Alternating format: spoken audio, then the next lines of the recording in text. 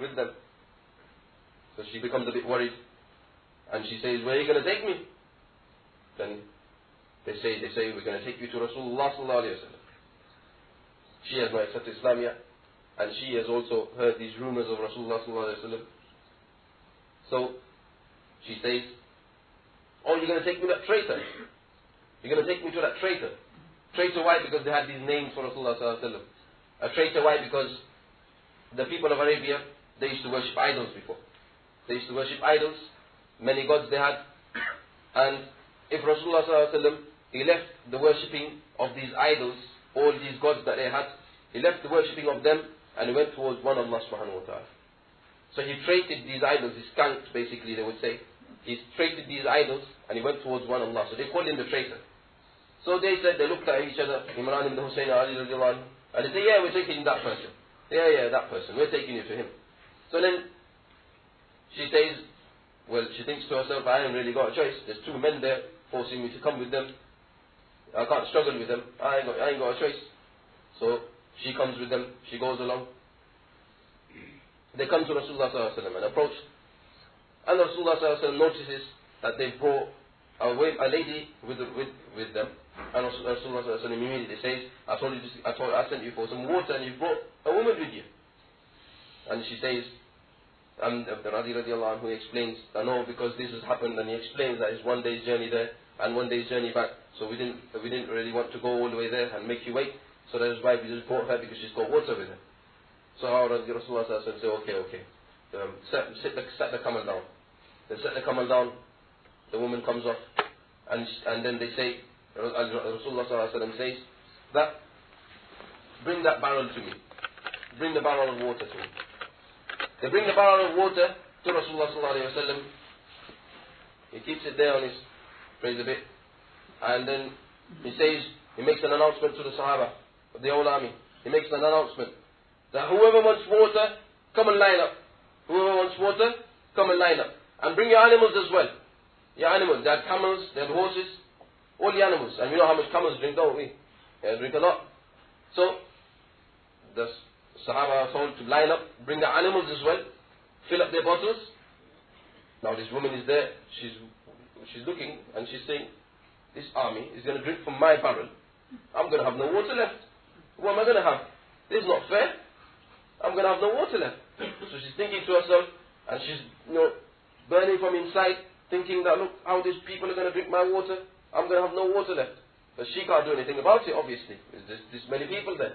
She's still standing there and watching what's happening. Rasulullah sallallahu alaihi wasallam, he gets the barrel, and on the bottom of the barrel there was like a top, like a little tap. You get barrels with little taps on the bottom. I'm sure we've all seen it, a barrel with a little tap on the bottom. Like that, there was a barrel like that. So Rasulullah sallallahu alaihi wasallam, he opens the tap slowly, and he starts calling one by one all the Sahaba. The Sahaba are coming, they're drinking water. They're coming and drinking water. Everyone's drank the water now. The animals have drank their water. The Sahaba fill up what they wanted to fill up as well. From this barrel of water, they've all drank water. She is thinking, all these people have drank water, and the water is still going. It's not finished yet. How is that possible? But she doesn't know yet. After everyone's drank water, Rasulullah sallallahu alaihi wasallam, he orders the Sahaba that sit her back onto the camel. He makes another announcement. And he says, okay, gather everyone, wherever you have a few things that you have, for example, dates and wheat, flour, all of these things that you have with you, gather it all up, gather a bit of it.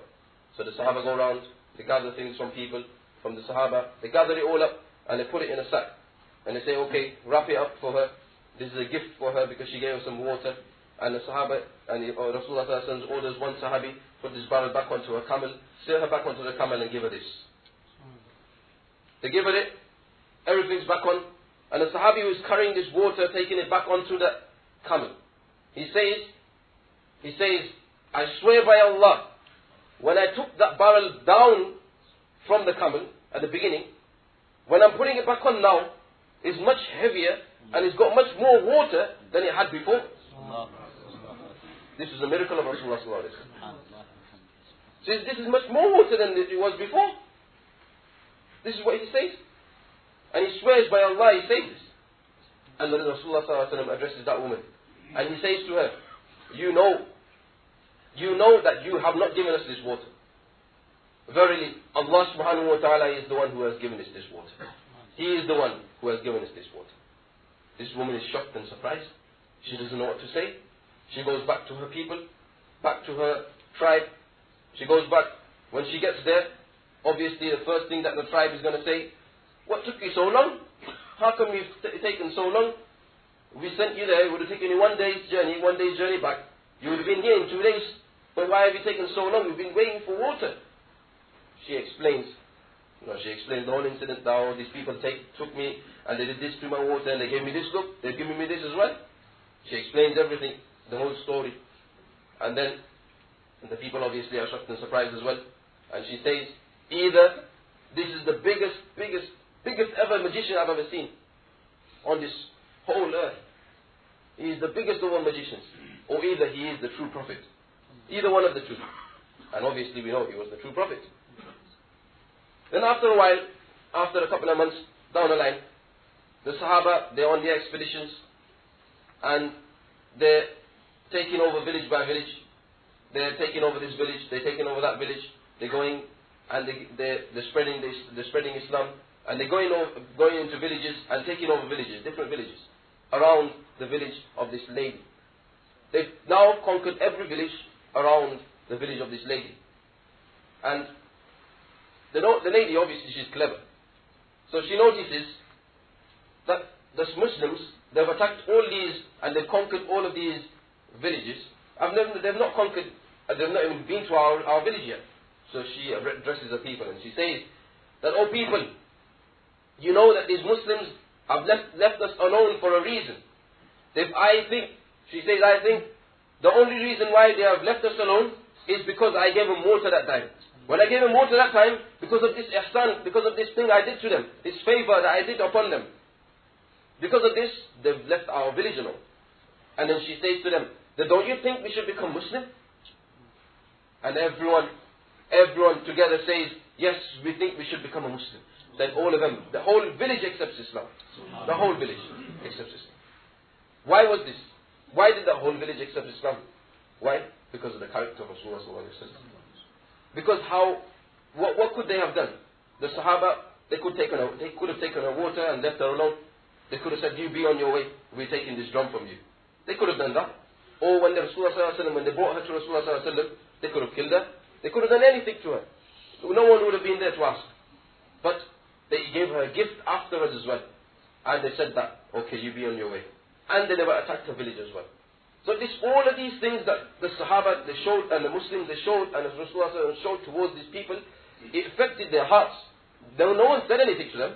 No one said, accept Islam, or Islam is like this, this is how Islam is, or this is what Allah subhanahu wa ta'ala says. No one gave them dawah like this, but they accepted Islam. How? Because of the character of Rasulullah sallallahu alaihi wasallam. So actions speak louder than words, we know this. So these actions affected these people. So we should try our best that we have the best character amongst us. When we're working, we work amongst people who are not Muslims. If we show good character to these people, then inshallah they will accept Islam as well. This last thing, like for example, one person I know, he was very particular, he works in a shop. He works in a street shop. And he was very particular in his salah. Very particular in his salah. So just for that little 5 minutes, he used to shut the shop and he used to pray his salah quickly. When he used to think that he's not going to be too busy. Then one day, the boss came. The boss didn't know about it, obviously. One day the boss came and he saw that my shop's closed. 5 minutes, what's this? So he's trying to open his shop and it's closed. And he looks in the window and he sees him praying. He sees him praying. Then after, obviously, when he opens the shop and he asks him, why did you close the shop? He's shaking now, he's thinking, what should I say, what should I say? So then he thinks, I might as well tell the truth, because I was praying. And this boss, he was a Hindu. He wasn't a Muslim. So the boss thinks that if this person, he can be this loyal to someone he doesn't see, to Allah subhanahu wa ta'ala, to his God, that he doesn't see. If he can be this loyal to someone he doesn't see, his boss that he can't see, then how loyal will he be to me? So he trusts him even more and he gives him a wage rise. This is what he does. So this is like, basically, I'm not trying to say that this will happen to us, but I'm trying to say that if we show good character amongst the people around us, they'll be affected by our good character. We don't have to say anything to them, but they will be affected by our good character. So these qualities we should try to bring in ourselves. One was to meet each other with a happy face. The second one was to forgive and forget. And the third, last one, was to treat each other like you would like to be treated yourselves. So try to bring these qualities in ourselves, and inshallah Allah subhanahu wa ta'ala gives the ability to spread Islam in this way, inshallah. Allah subhanahu wa ta'ala gives the ability.